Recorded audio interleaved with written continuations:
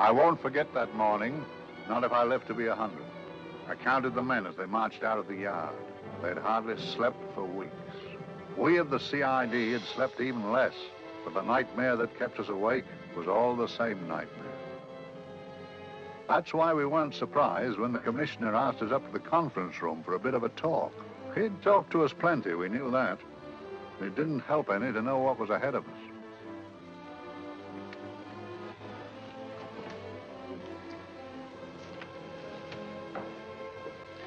Must we have that window open, Gregson? Oh, shut it if you want to. Chief will be in enough of a temper without having a ruddy blast down the back of his neck.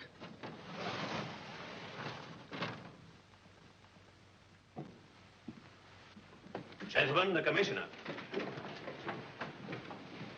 Stuffy in here. Be seated, won't you? Gentlemen, if you wish to know what able men you are, read any of the works of popular fiction that glamorize your achievements, but don't, I beg of you, read the daily papers. They might give you an inferiority complex. I hate to mention it, but we're confronted with a series of the most atrocious murders since Jack the Ripper. And in the meantime, the CID might as well be playing at shove-hate-me for all the good we've accomplished. Now look. Here, here, and here. Each of these red flags scattered through the city stands for a woman brutally murdered, a woman's terror, a woman's death agony. These are no ordinary crimes. These are the works of a fiend who kills first and mutilates afterwards. A ghoul who hacks off a part of his victim body and carries it away with him, a loathsome souvenir of his butchery. 3 women murdered so far, and you haven't turned in one clue. You haven't given me one lead. Here you sit and wait for news of a 4th victim, with your arms folded.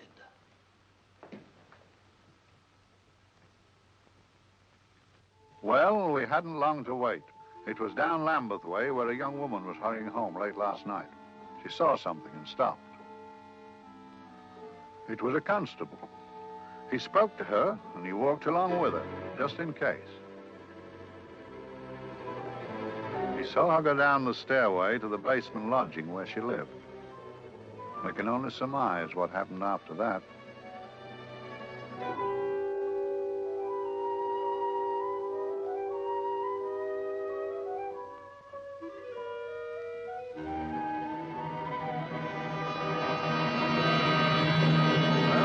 My pride in my pocket and went to see the man who'd so often helped out Inspector Lestrade and myself in the past, Mr. Sherlock Holmes.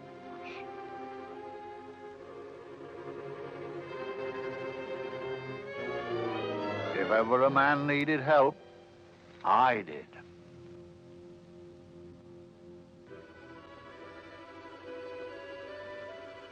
This makes 4, Inspector. 4 defenseless women here in the heart of London. And everyone with the right forefinger hacked off. Not hacked, Inspector Gregson. Cleanly, expertly severed. The work of a skilled surgeon. That's our only clue. Much about the age of my sister's girl. Is there no way of stopping this, Mr. Holmes? Yes.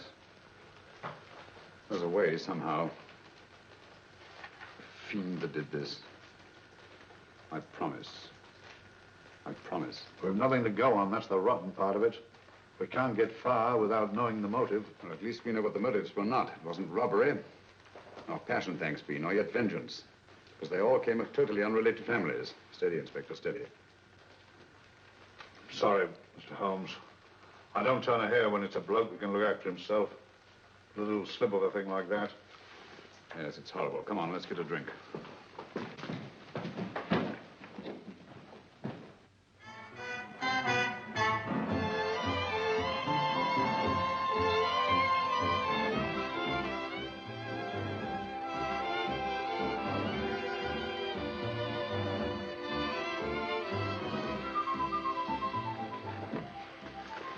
Evening, Mr. Holmes. Evening, Vincent. Whiskey and soda, please, and a double for my friend here, Inspector Gregson. Thank you, sir. Make mine Irish. Decent of you to give me a hand with this thing, Mr. Holmes. Always a pleasure to be of help to Scotland Yard, Inspector. Little out of my line. Looking for a maniac who murders just for the fun of the thing. Or perhaps just to get a human finger. In all 4 cases, murderer risked capture by stopping to secure a finger. 104. Who knows? He's just a madman. Perhaps there's method in his madness. If we could just trace those missing fingers. If we could just drain the English Channel, we might find a penny. Huh? Oh, thank you. You may keep those, Mr. Holmes. Thank you.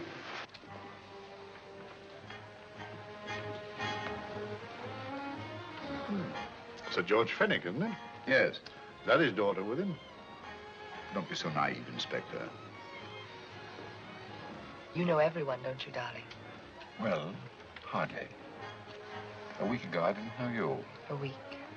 How fast it's gone.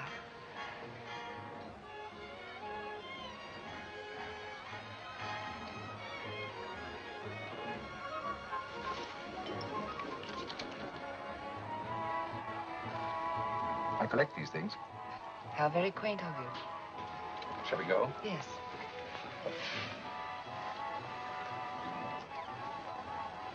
What are you looking at, Mr. Holmes? Looking at a very handsome woman. Not drawn to the purple, but giving an excellent imitation. Would you like to come to my flat for a nightcap? Lovely idea. Yes, isn't it?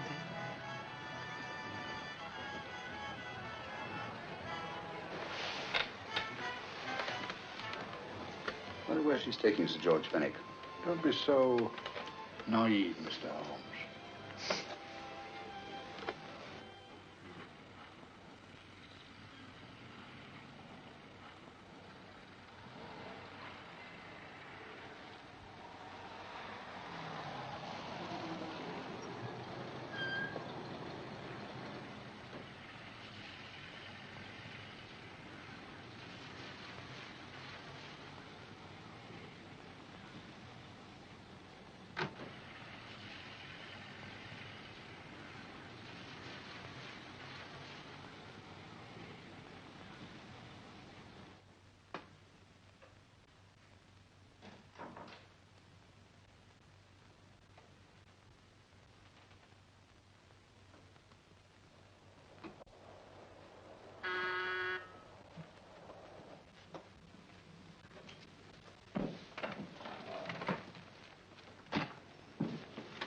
Good evening, Mum. Hello, Grandon. Any messages? No, Mum. Thank you. Drinks, Grandon. One of your nice surprises. Yes, Mum. I say, you don't mean that... Grandon's a marvel, aren't you, Grandon? Yes, Mum. You wouldn't believe the things she can do. Ah, charming place. Delightful. Really? Do you think so? I'm so glad. Do sit down. Do you mind? Do I mind? Not a question. I don't mind anything, really. Except not being with you. Now, you really don't want me to believe that, do you? Not too seriously. Good. We're both quite grown up, aren't we? Quite.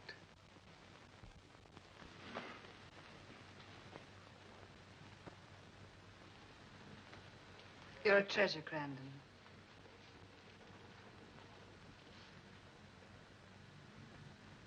And lower the lights a little as you leave.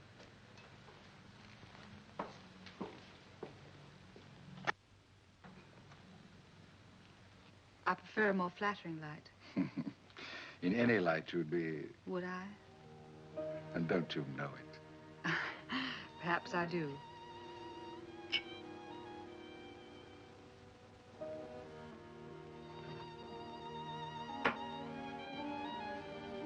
Oh, that priceless woman. You wouldn't believe it, but she's absurdly romantic. She loves dreamy music, and she thinks that we... But we do, don't we? Do we? Well, it's rather soothing, restful. Yes. And we all need rest at times.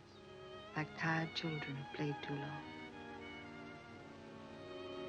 You've played with wooden soldiers, I suppose. Funny. Hadn't thought of that for years. Toy boats were my special joy. Anything I could set afloat anywhere. Like this. And this. Toy boats sailing into the Never Never Land. The land of beautiful dreams. Look. Look, odd, isn't it, how the light is reflected? Little specks of light that move and move. Like stars on a slowly moving stream. You know, Holmes, I'm very sensitive to atmosphere. No? Yes, I can tell by the feel of this room there's been a murder committed here. It may interest you to know, my dear fellow, it was the other side of that door at the foot of the stairs that the poor girl was murdered. If only I could find it. Find what? The one thing these unfortunate victims have in common that might give us a motive for these murders. There must be something. Another Jack the Ripper, if you ask me, a homicidal maniac. No, Watson. In the case of Jack the Ripper, there was one thing in common. His victims were all from one walk of life, living in the same section of the city. In this case, the murderer chooses his victims from all walks of life and from different sections of the city. No, my dear fellow, this is not the work of a homicidal maniac. It's something infinitely more sinister. Give me the creeps. What on earth are you talking about? Watson, I'm convinced that these murders are only incidental to some larger and more diabolical scheme. That may be, but why the severed fingers? The answer to that question, my dear fellow, is our only hope of solving these mysteries. Dear sister, I am so happy. I had such a lovely holiday at Brighton with you and Alf. And I'm looking forward to being with you again. Poor little thing. Sort of raises a lump in your throat. I can picture her sitting here happily writing this letter. And a lot bitter realizing that she's shortly going to her death. Hello? Gregson. Oh, there you are, Mr. Holmes. I've been looking for you everywhere. What's happened? Murder in Edgware Road, not half an hour ago. Woman? Yes. And the right forefinger cut off clean.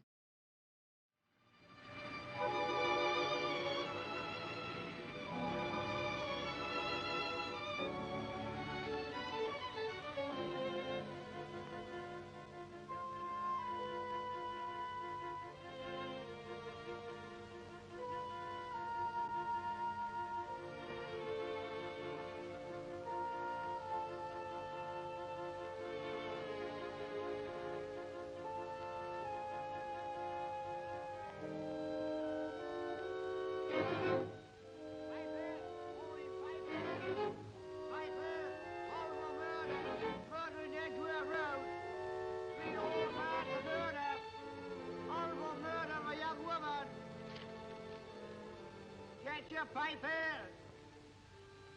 All for murder! Piper! All about the murder! Morning, Piper! All about the murder! Piper! Horrible murder! Another young woman found murdered, Piper, sir! Horrible murder! Piper! Piper! Read all about it! Get your Piper! Murder in Edgware Road! Horrible finger murder. Shocking murder. Murder in Edgware Road. Horrible murder of a young woman. Read all about the murder.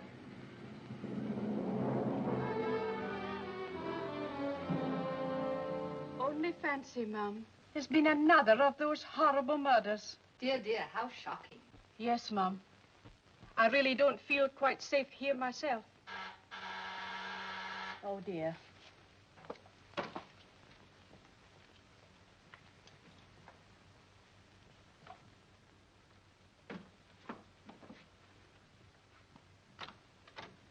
Why, Sir George! I must see Miss Marlowe at once. I don't know if she... I must see her. Where is she? Lydia. Why, Sir George, what is it? What happened? I don't know. You'll have to help me. You've got to help me. But I don't understand. Listen, I woke up a few minutes ago in a cheap boarding house off Edgware Road. I don't know how I came there. I don't know when. The last thing I remember is being here with you. Calm yourself, Sir George. When did I leave here? Well, it was about, It was 10:45, Mum. Precisely. You seemed, forgive me, just a little distressed. Detached, not interested. I thought I'd said something to offend you. I don't remember.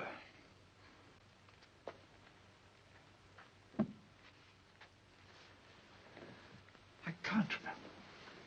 Tell me, has this happened to you before? Before? Well, there is such a thing as amnesia, you know. If it was 10:45 when I left you, it was 9 this morning when I woke. Over 10 hours lost. 10 hours that I can't account for. And in my pocket, when I woke, I found... Yeah, in my pocket. That isn't... Oh, it's not for you, of course. It can't be. Excuse me, Mum, but there's a man asking to see the gentleman. Send him away. Yes, Mum. No, please. I'll see him.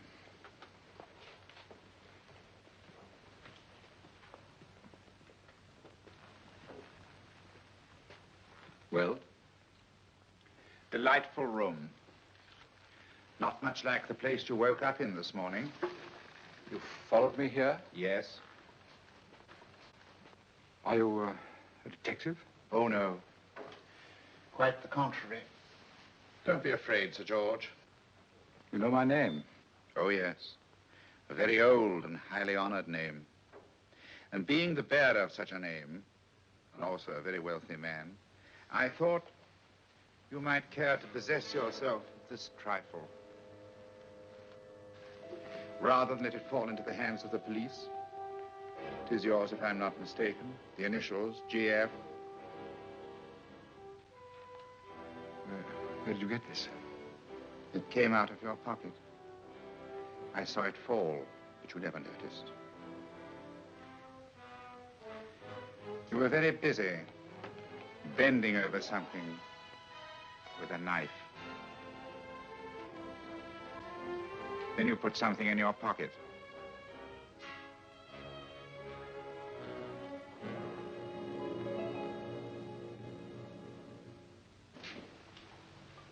Come along, Holmes, come along, come along.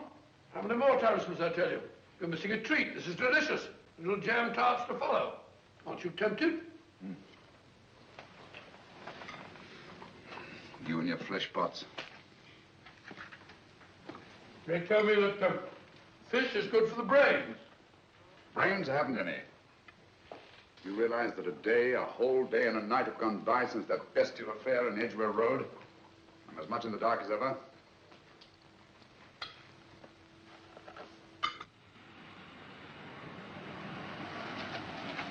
Hello, here comes a client, unless I'm very much mistaken.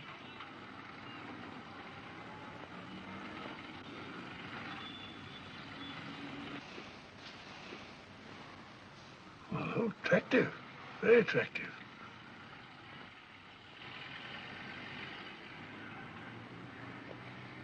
Obviously, she left home under the stress of some very great emotion. How do you know that? She isn't wearing any gloves. A startling omission in a young lady of fashion. No, she didn't put her coat on. Open car, too.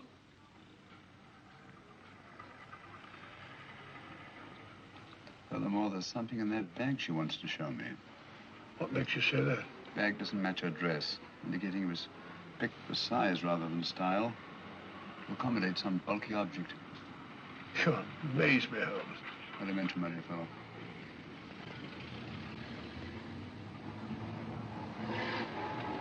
Well, that's interesting. What is? That cab, turning at the empty house. I wonder why he followed her here. Oh, wouldn't you? Quite possibly with glasses.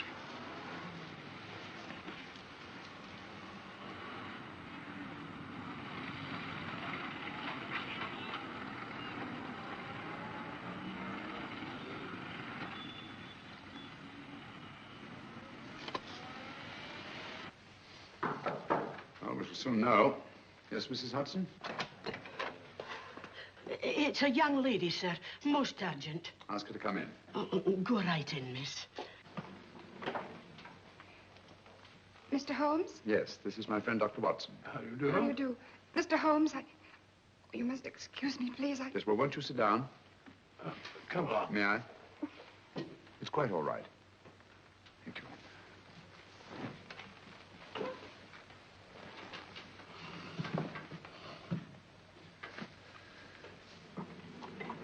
Now, try to control yourself, Miss Merrick. You're with friends. You know my name? No magic, I assure you. I've often seen your picture. You're the daughter of Sir George Merrick, aren't you? Yes. It's about my father that I... What about your father, Miss Fenwick? Oh, I don't know what to do. He's always been the nicest, dearest person. Only since Mother died. Yes, we do. We know.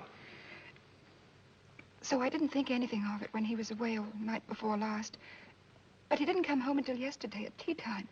Didn't come in for dinner at all. Just paced up and down in the library hour after hour. I begged him to let me in, but he wouldn't. Steady, steady. Now, take your time. I couldn't sleep a wink last night. Then I started hearing things. Hearing things? What sort of things? I heard someone in the garden underneath my window. Then I saw a figure moving down the garden path. And I recognized my father. Stealing through his own garden like a thief.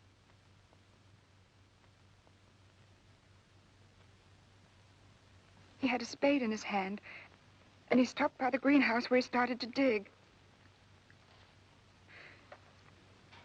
This morning, at daybreak, I stole out into the garden and I found this.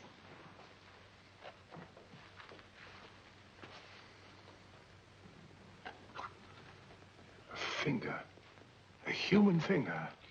Bring up Scotland Yard, will you, Watson? Ask them to get hold of Inspector Gregson and tell him to meet us at once at George Fenwick's house, Kingston. Operator, get to Scotland Yard quick. Where's my father, Norris? He's still in the library, miss. Thank you. We'll see him right away. Will you come with me, please? Thank you. I got your message, Mr. Holmes. Yes, indeed. Dad, may I come in? Dad. It's funny. He doesn't answer. Do you mind? Please do. Thank you.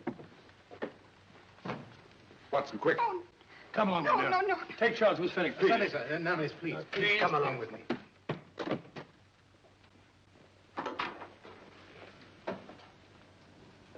Dead? Yes. What do you make of it, Doctor? Shot in the back between the second and third ribs. The bullet undoubtedly had penetrated the heart. Look at the powder marks on his coat. I was afraid of this. What do you mean? Don't you remember the man in the cab who followed Miss Fenwick to Baker Street? Well, you don't think he had anything to do with it, do you? I think it's reasonable to assume that he tipped off someone that I'd been sent for. Sir George has obviously been murdered to keep him from telling me what he knew. What was the weapon used? Small caliber revolver, point blank range by the look of the wound. The murderer came in through those French windows. The mud from the garden he brought in his boots. Sir George must have surprised the intruder. Passed the room to him here. What follows we can't tell. But from the location of the wound, I'd say that he turned his back for a moment, and as he turned, the muzzle of the revolver was placed between his ribs and one muffled shot fired. And you mean to say he kept on going, even after he was shot? There's no doubt about it. Look there. The trail of blood leads us back to the desk. Something Sir George was after. Something. I know. He was trying to summon help, poor chap. I don't think so, Watson. There's the bell pull by the fireplace. No, you'll notice from the trail of blood that Sir George made straight for this desk here. I wonder, there was something he was desperately anxious to get. Hello. His right hand's clenched. That's perfectly natural. Death agony. The left hand lies open. Why only one hand clenched in the death agony? The right hand, the hand nearest the desk. Please note that. If Sir George took something off this desk, something so important that he spilled his last drop of blood to get it, I want to know what it is.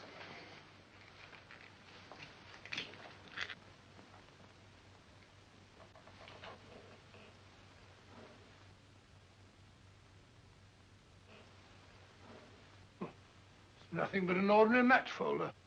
Where does that lead us? I imagine to something very important, Gregson. This match folder's from Pembroke House. Why shouldn't it be? He was there, you know.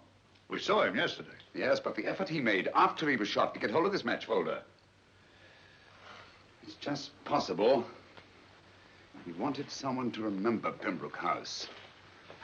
He may have wished to recall it to someone who saw it there. Someone who, like ourselves, saw him with a woman.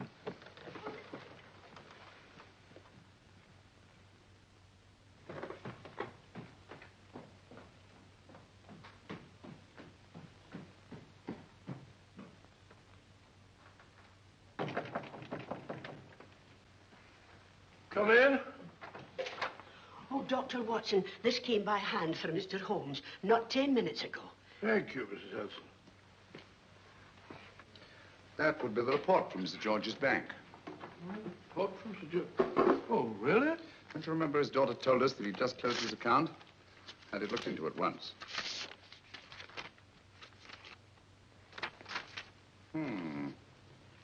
He drew out his entire balance in cash, nearly £10,000, yesterday, just after that young woman was murdered.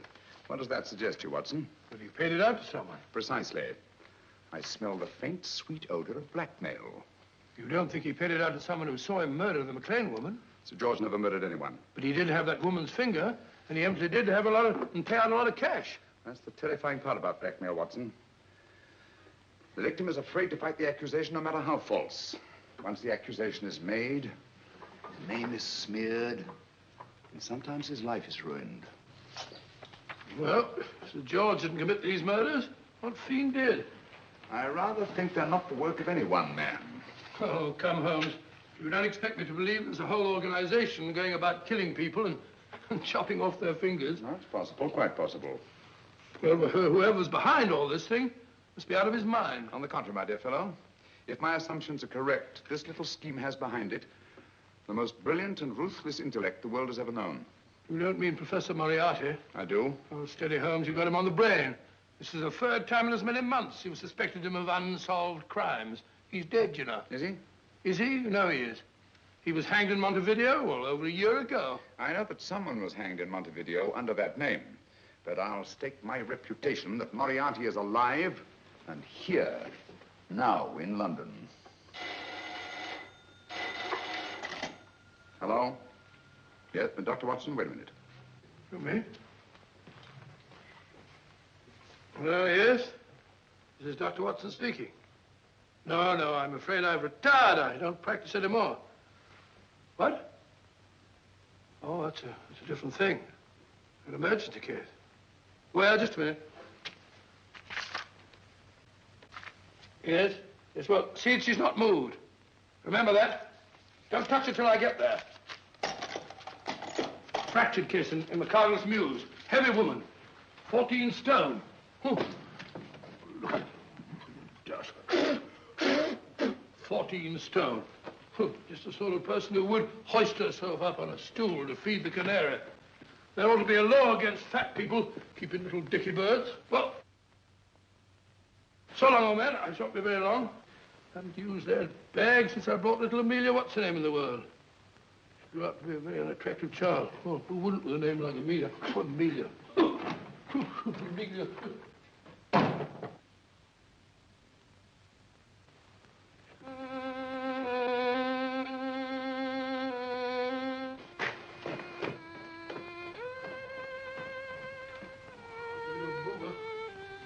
People are so stupid about accidents.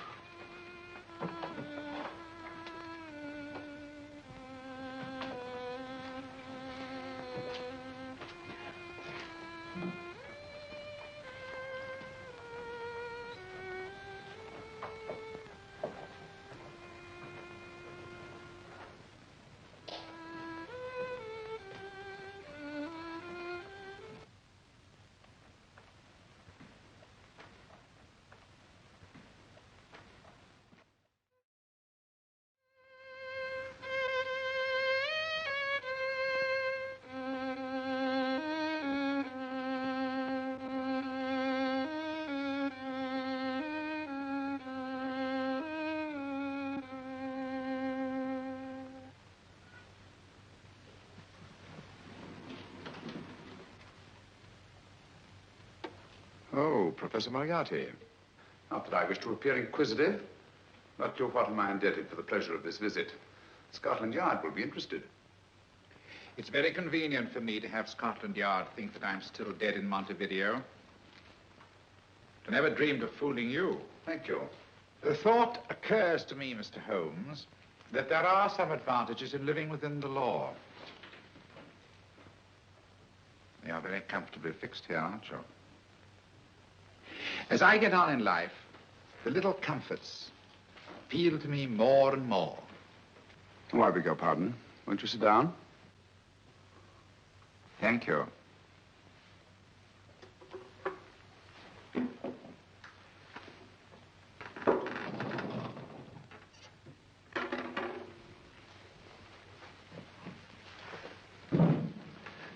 And now, Professor Moriarty, what can I do for you? Everything that I have to say to you has already crossed your mind. And my answer has no doubt crossed yours. Yes, final? What do you think?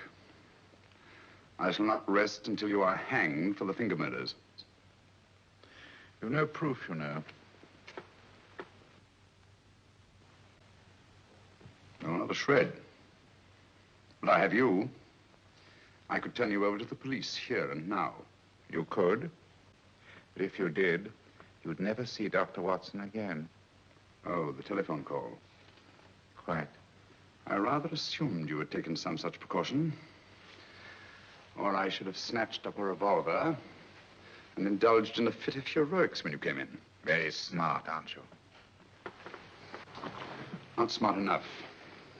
Or I should have anticipated you. But if any harm comes to Dr. Watson, I shall seek you out.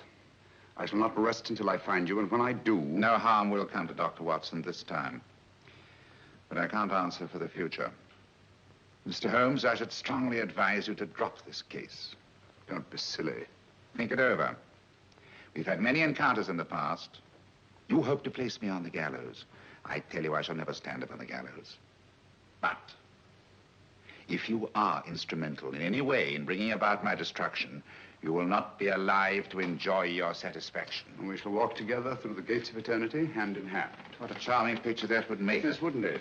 You know, I really think it might be worth it.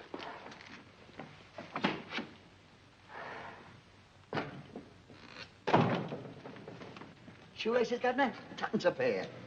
And strong enough to hang yourself. How many more times must I tell you I don't want your filthy shoelaces or your company? Shoelaces, Governor? Blasted impertinence. Run along, my good man, or I'll give you in charge. Shoelaces, Governor? Shoelaces, Governor? Help a poor bloke. What's only got one arm? Any luck with Mr. Holmes? You can read his obituary in tomorrow's papers.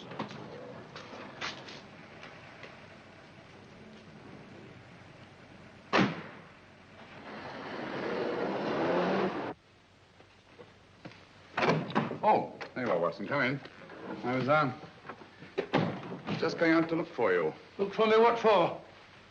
Suppose you don't think I know my way about. Well, you're right, I don't. Blast all practical jokers anyhow. Know where I've been? On a wild goose chase. Exactly. There's no such number in McCardle's Muse. Some fool's idea of a joke. Did you see anyone? No, nobody especially. Only a whining old idiot selling bootlaces. Persistent beggar, wasn't he? Stuck to you like grim death. Huh? How do you know?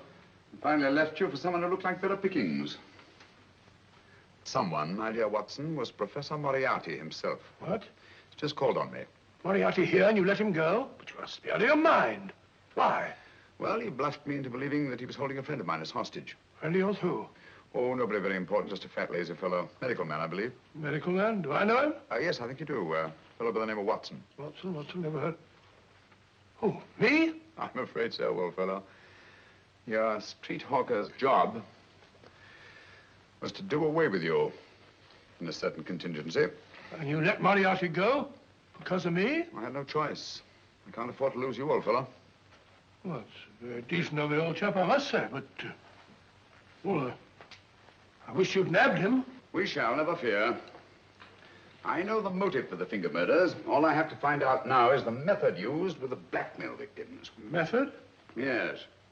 How does Moriarty get them to the scene of the crime? How does he plant those severed fingers on them? And how does he scare them into believing that they may have committed those atrocious murders themselves? Curious.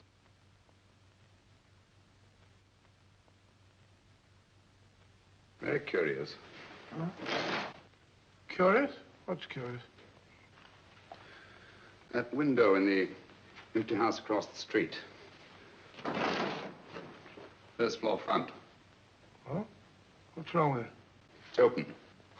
Why shouldn't it be open? Well, it wasn't open half an hour ago. I'll stake my life on that. Oh, that's not our business. Let it stay open. I wonder if you'd go over, old fellow, and see what's the matter. Oh, trespassing. Against the law. Very well, I'll go myself. Oh, well, if you're going to put it like that, ridiculous waste of time. Going about shutting windows at this hour of the night. Here, you better take this torch. Well, take what? Dignified job for a doctor. Dr. Watson, the torchbearer. And what do you propose to do? Sit in a comfortable chair, I suppose, and read a good book? That's a very good idea. Yes, very good idea. While I play night watchman, you have a nice read. Mm-hmm. Good night. Have a good time. Have a good time? What do you mean, have a good...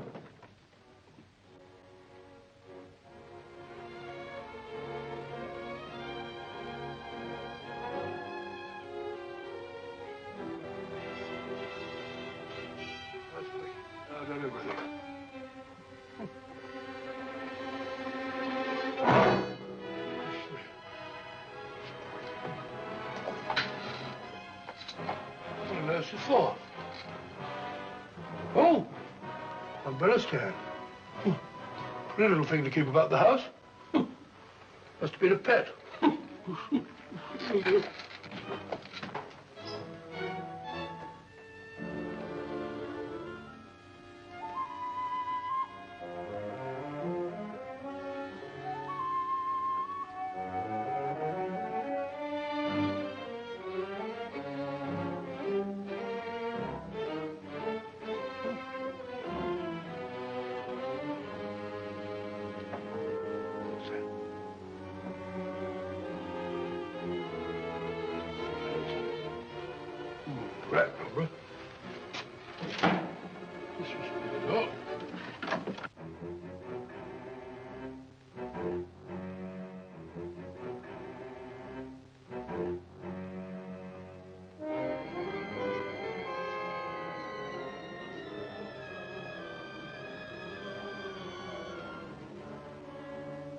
While he sits comfortably reading a book.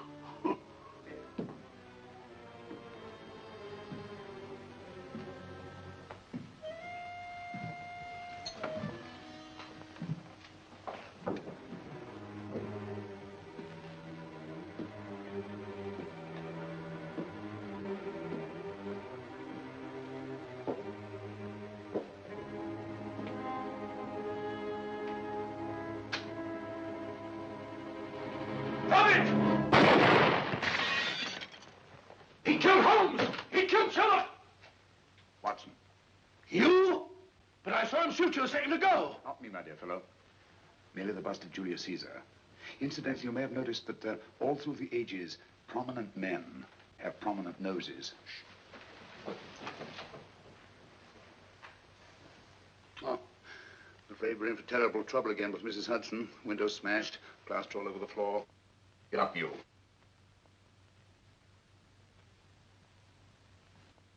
Corporal Williams, Middlesex Regiment. Discharged from the army as physically unfit. Papers seem in order.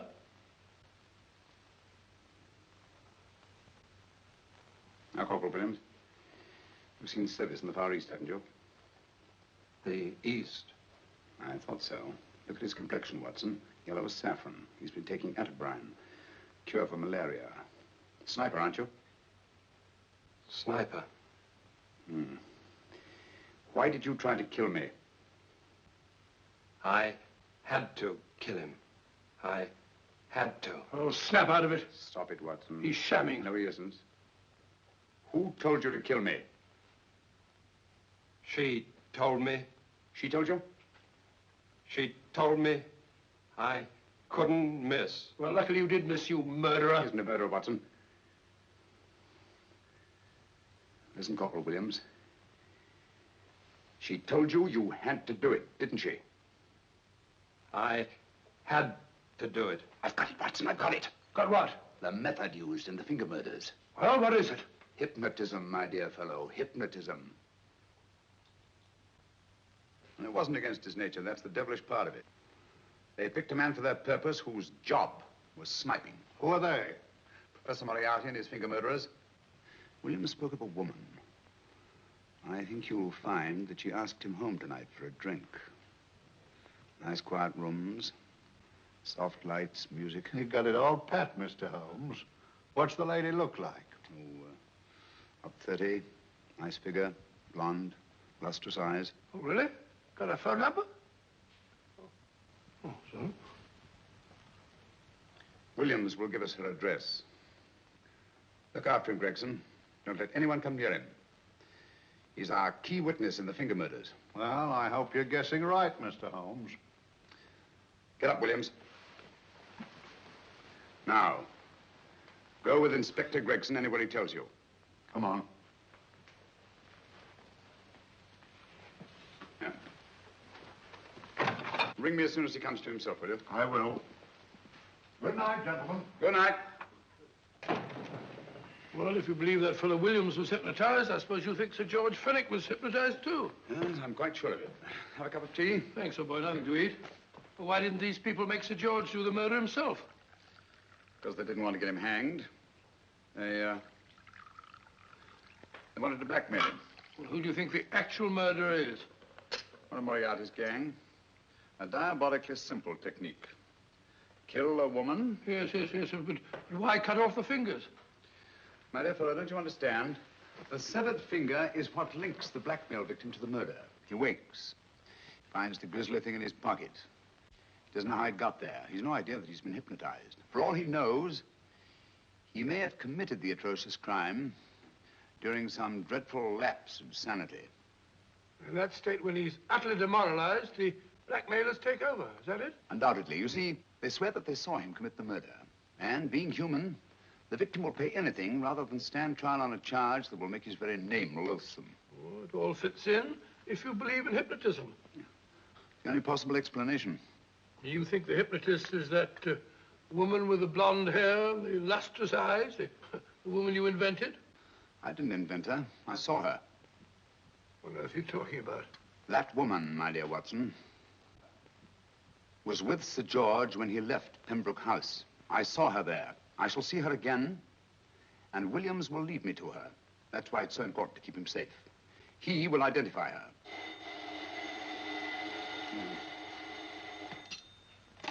Hello? Yes? Inspector Gregson? What? Well, get every constable in the district. Yes, I'll be over at once. What's happened, Holmes? Williams is missing. Great Scott! Come on.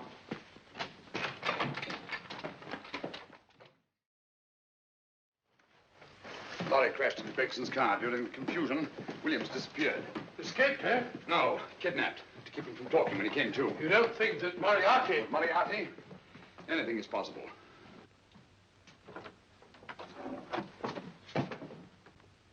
Williams! Dead.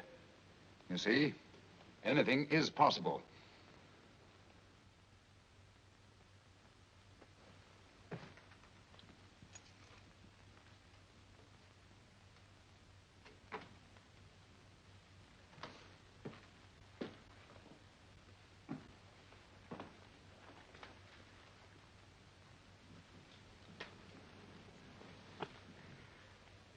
Oh, good morning, Professor Moriarty.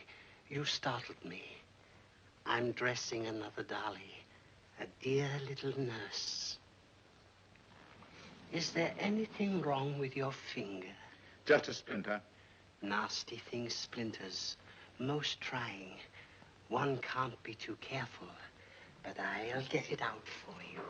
I have the very instrument to help you. Sharp enough to split a hair. Put those tools away until they're needed.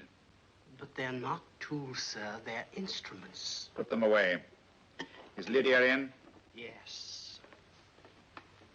But really, you should let me. Get dressed. Holmes and Watson just left Baker Street for the Mesmer Club. Mesmer Club? The meeting place of all the top hypnotists in London. Do you suppose that Mr. Holmes is onto our method? If he suspects, it's merely a suspicion. It's our business to see that it ends there. I hope you're right. Williams passed away before he could talk, remember? What do you want me to do? Go to the Mesmer Club, meet Holmes, and induce him to come back here. Isn't that a bit dangerous? Every meeting with Sherlock Holmes is potentially dangerous. However, you say he didn't see your face at Pembroke House. And how would you suggest I get Mr. Holmes to accompany me here? Kidnap him? Oh, no. Holmes has one weakness, his insatiable curiosity. If you can arouse that, you can lead him anywhere. It's up to you to take advantage of any opportunity that may arise. This way, please, gentlemen. I'll tell Dr. Onslow that you're here. Thank you. So this is the Mesmer Club. If you ask me, hypnotism is a lot of mumbo-jumbo. Oh, come now, Watson. As a medical man, you must admit that hypnotism has its place in modern science. That may be, but 90% of hypnotists are crooks of the worst kind. Nothing more than a lot of charlatans exploiting weak-willed morons. Ah, Dr. Onslow, I believe. Happy to meet you, Mr. Holmes. Your brother Mycroft suggested I might be of help to you. He's a valued member of our little group of charlatans and crooks. Oh, beg your pardon, sir. I didn't know you were listening. Behind the curtain. My friend, Dr. Watson. Oh, delighted. How do you know? I wonder now. You see, we're in the midst of a little experimental session at this very moment. If you'd care to join us. Oh, certainly, certainly. That'd be very instructive. Oh, well, will you follow me? Thank you. In treating his patients. But today, the therapeutic value of hypnotism, as we now call it, is conceded by innumerable physicians. Especially is it of value in surgical cases where the administration of local or of general anesthetic is inadvisable. Inadvisable poppycock. Oh, sorry. For the sake of latecomers, I may say that I have placed this subject under profound hypnosis. In this condition, he can feel no pain, even under applications which normally would be excruciating. Excruciating? You excuse me, please. Carter, you are having a peaceful sleep. You feel nothing. Your arms and your hands are without sensation. Mowbray, the long needle.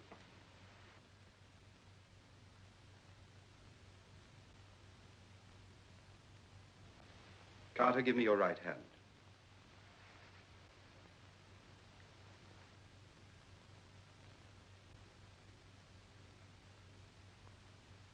As you observe, the needle has been thrust completely through the subject's hand. No feeling, no pain. This lack of feeling is the one infallible test of profound hypnosis. Nonsense. Fellow's full of drugs. Oh, isn't he? Definitely not, Doctor. Wake up, Carter, wake up. You feel well and rested, remember. No pain anywhere. Wake up, wake up. I say, when are you going to begin? All through, Carter. Stand up. This way, sir.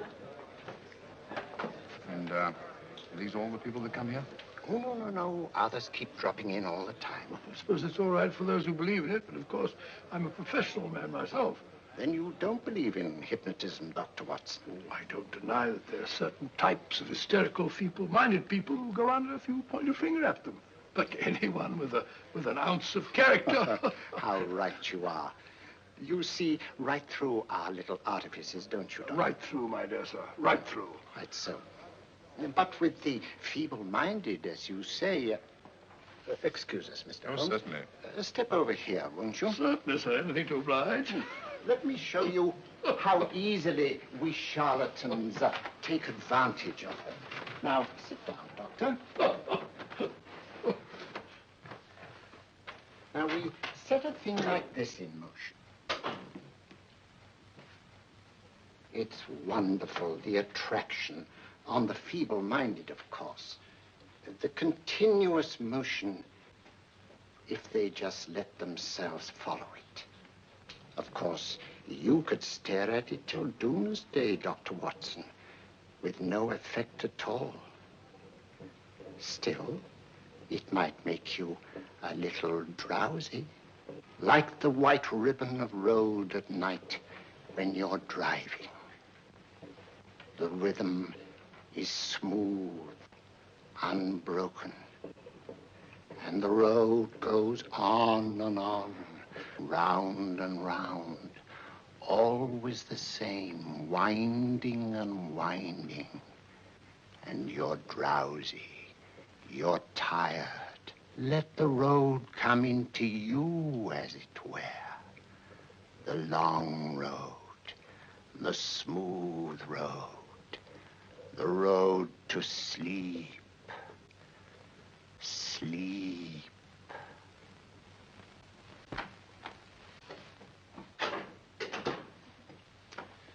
Open your eyes. Stand up. Turn around. And now, Dr. Watson, you're on a holiday in Scotland. The country is amazingly beautiful. We're coming to a stream. It isn't deep. Better take your shoes and socks off.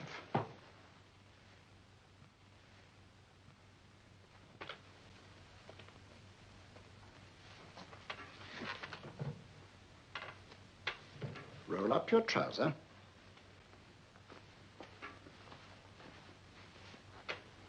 That will do. The other leg is waterproof. Turn around. Mind the pedals.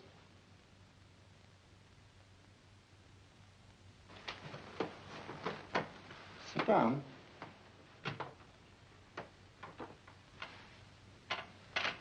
Wake up now.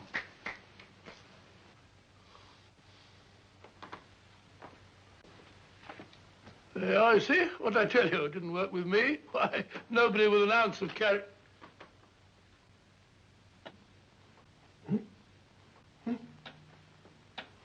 I think you'll need these.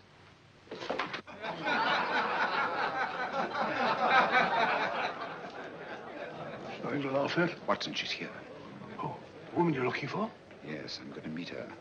Perhaps I can induce her to take me to Moriarty. Do you think it's wise, Holmes? It may not be wise, but it's essential. After all, I've held me on with Moriarty in the past. But isn't it dangerous? She might be a hypnotist. If my will isn't stronger than hers, I deserve to be hypnotized. Shh. I feel I must protest, Dr. Onslow. I was told this was a gathering of serious students of a great science, and I find myself in a company of buffoons. Oh, my dear madam. Elliott's and Esdale Braid. Were those men martyrs for the truth, that you may laugh over your childish, cruel tricks? I must say I'm in complete agreement with you, madam. This was a most unnecessary performance, Dr. Onslow. Beg your pardon, sir. My name is Holmes, Sherlock Holmes. At your service, madam. Thank you, Mr. Holmes. I'm afraid I've created a rather embarrassing situation. But you see, I'm interested in the serious study of hypnotism. So am I, too. Perhaps we have something in common, Mr. Holmes. Perhaps we have. Do you join me for a cocktail at Pembroke House? I should be delighted. Good.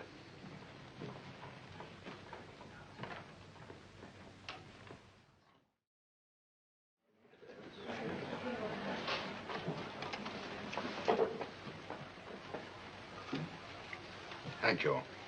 I didn't know there was such a pleasant place in London. It was so nice of you to suggest our coming here. I thought a little pick-me-up would do us good. You mean you thought I looked... I like the way you look. Thank you. I suppose I did lose my head a little at the Mesmer Club. But you see, hypnotism is almost a religion with me. I know so well what it can do to help and heal. And I can't bear to see it used for trivial purposes. I know very little about it. That's why I went to the Mesmer Club. You see, I'm rather puzzled just now with the case that I'm working on. How fascinating. Tell me about it. It's the murder of Sir George Fenwick. Fenwick? Who's he?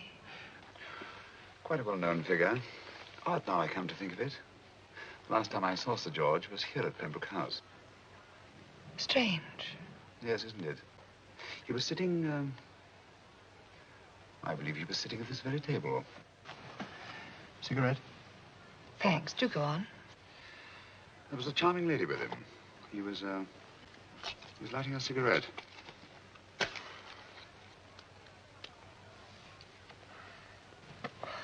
Charming. Did you see her face? No worse luck. Merely her back. How unenterprising of you. Yes, wasn't it? Afraid I'm getting a little older. I shouldn't say so. That's nice of you. Still, the first time in my life, I've got hold of a case that's beyond me. I'm actually losing sleep over it.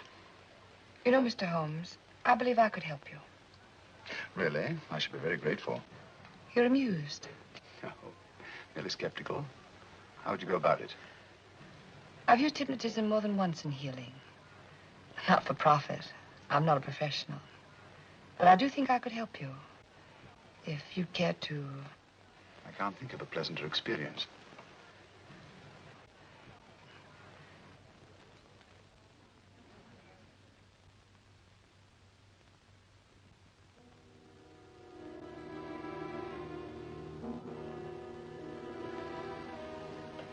Low lights, music, is that all there is to it? You must relax, Mr. Holmes. I'm afraid you're a rather difficult subject. So I thought perhaps a little help. Materia medica might be advisable. Drugs?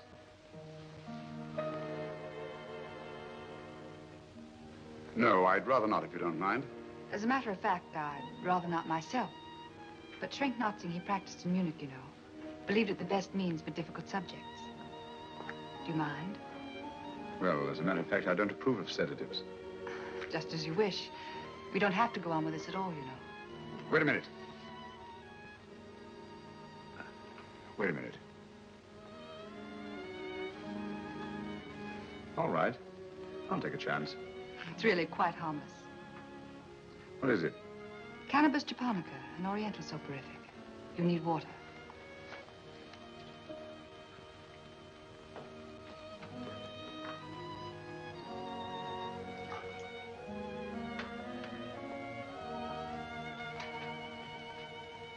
Thank you. Now sit down, Mr.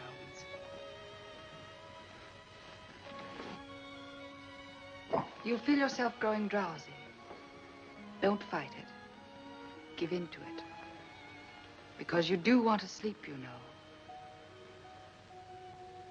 Just fix your eyes on this one white flower floating on the water. Empty your mind of every other thought. Follow the motion of the water. So smooth. Not a ripple. Waters of forgetfulness. Steady. Deep. Strong. Strange, isn't it? How the light is reflected. Little specks of light that move and move.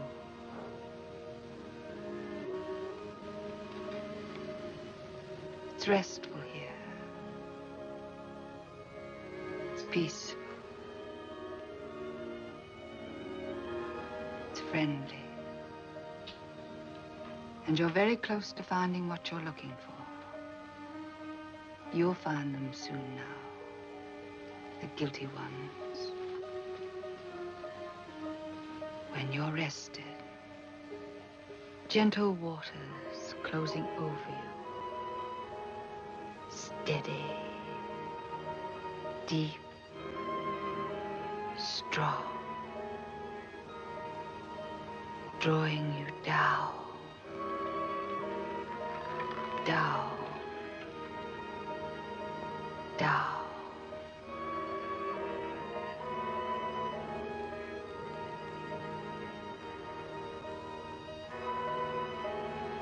Sleep. Sleep. Sleep.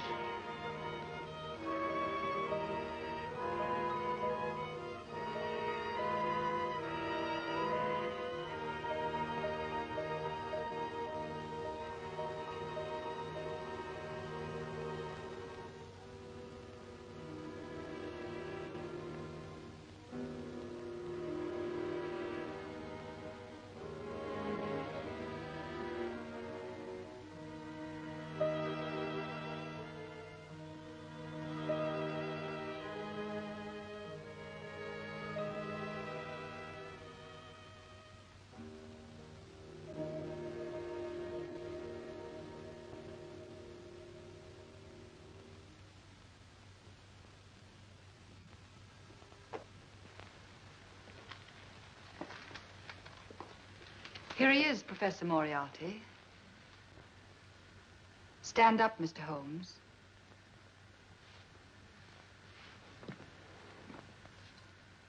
Open your eyes. Face this way. Are you satisfied? We are dealing with a clever man. He may be shamming. There's just one infallible test for profound hypnosis. You ready, Dr. Simnel?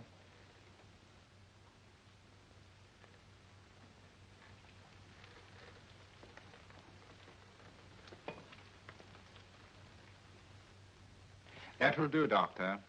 He couldn't fake insensibility to the knife. I congratulate you, Lydia. Turn round, Mr. Holmes. Now walk to the desk.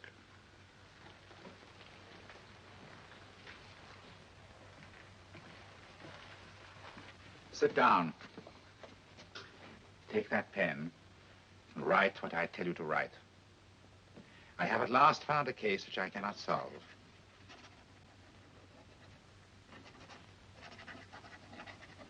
I have outlived my usefulness.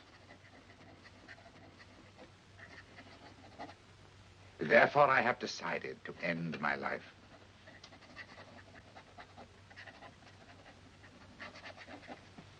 Sign your name. Now blot it.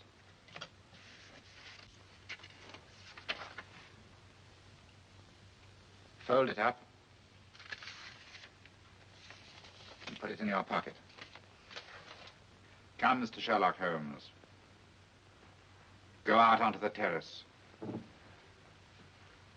But it won't look like suicide, sir. I'm sorry, but Mr. Holmes' injuries must all be self-inflicted. Let's walk a little, Mr. Holmes.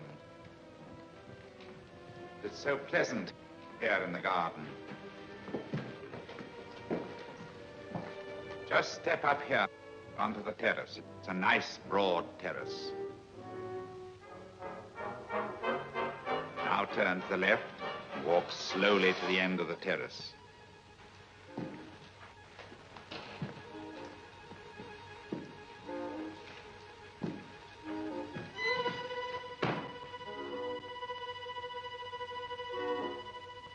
Don't stop. You must walk to the end, you know.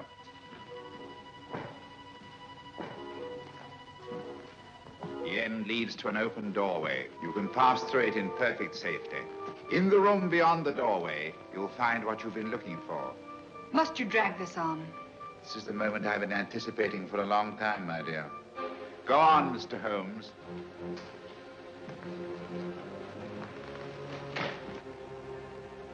Through the open doorway, you will find the man responsible for the finger murders and the death of Sir George Fenning.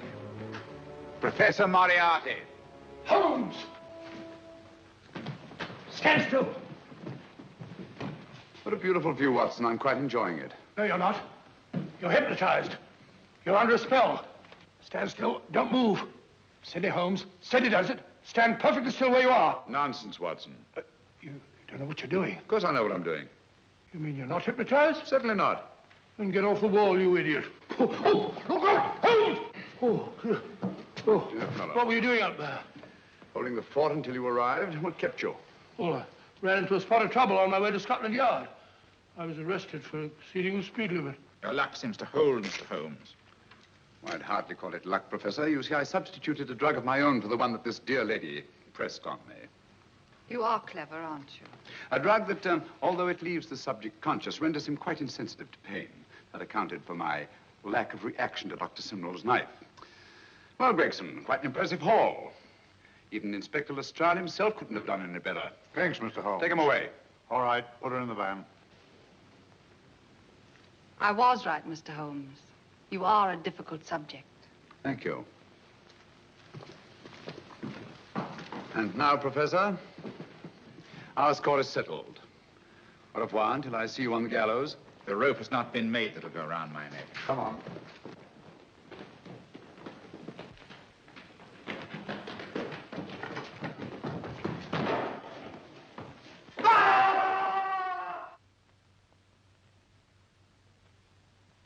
take care of things, Mr. Holmes. Thank you, Inspector. Come on. An evil man, Holmes, but what a horrible death. Better than he deserved. What are you thinking of? I'm thinking of all the women who can come and go in safety in the streets of London tonight. Stars keep watching their heavens. And in our own little way, we too, old friend, are privileged to watch over our city.